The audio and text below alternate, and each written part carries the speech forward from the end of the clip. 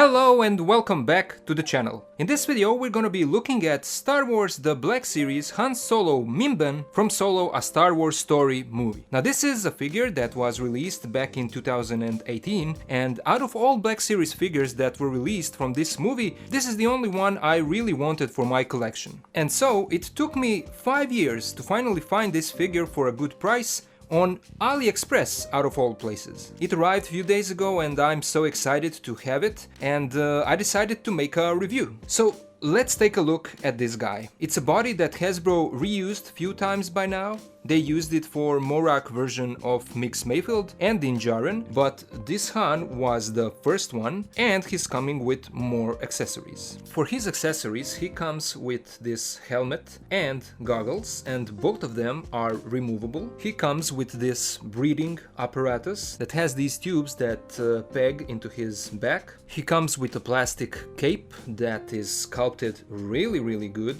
and it has all of these wrinkles and even a wash. They dirty it up a little bit. And there are also these holes, these damages and tearings on it. So a really great sculpt. Inside it's flat and plasticky and shiny, but you don't see that. That will be hidden when the cape is on the figure. So yeah, although I'm a fan of soft goods when we are talking about capes especially, but for this figure I feel like Hasbro really did a great job here. It would be really hard to make this kind of cape with all of these details if it was a soft goods cape. And then finally he comes with this rifle blaster that has a great sculpt, all of these little technical details on it, and they even gave it a dry brush, this silvery dry brush that really makes the blaster look more realistic, and these little details pop out. So this is a great way. I love when Hasbro gives us these kinds of rifles with dry brushing on it, because a lot of time they don't do that anymore. Now let's take a look at our Han Solo. The face sculpting is done really good. I feel like it looks just like the actor. The goggles are of softer plastic, so they can be removed, and same goes for the helmet. There is this little rubbery strap underneath his chin, and you can remove the helmet, and now we see the whole sculpt. They did a nice job on the hair. There is a little bit of wash on it. I mean, they didn't have to do that because you have a helmet on the head, but they did, so that's an extra point for Hasbro. The photoreal did a great job. Look at this, from all sides, even the eyes, it's all done really nice. And his face is not glossy. With a lot of Black Series figures recently, we used to see glossy faces for some reason, but this guy doesn't have that issue. There is a little bit of dry brushing on his armor plate here. There is no paint on the back.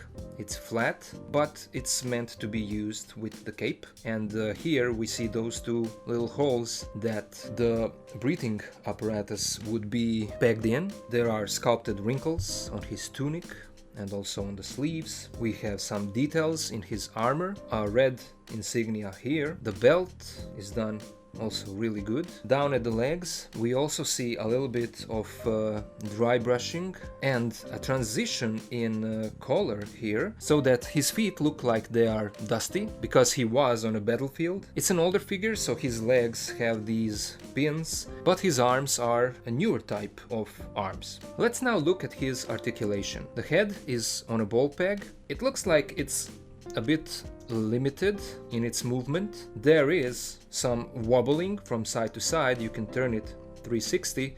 He doesn't look up at all because his hair is hitting his armor here in the back. He does look down a little bit. The arms go out this much, so we have a T-pose. His shoulder armor goes underneath this armor plate here, can move 360. There is no bicep swivel, but there is a swivel in his elbow. We have this long hinge for the elbow, so it gives us this much, and it's good enough. It's what we used to see with today's Black Series figures. His right hand is a trigger finger hand, and it has that hinge that goes up and down, and on the other hand we have a hinge that goes in and out, and it's meant to be used when he's holding his rifle blaster in both hands. At the torso we have a swivel, there is a cut up here underneath the armor. He crunches forward a bit better to the back. There is a little bit of side to side. His legs go out this much, forward this much, back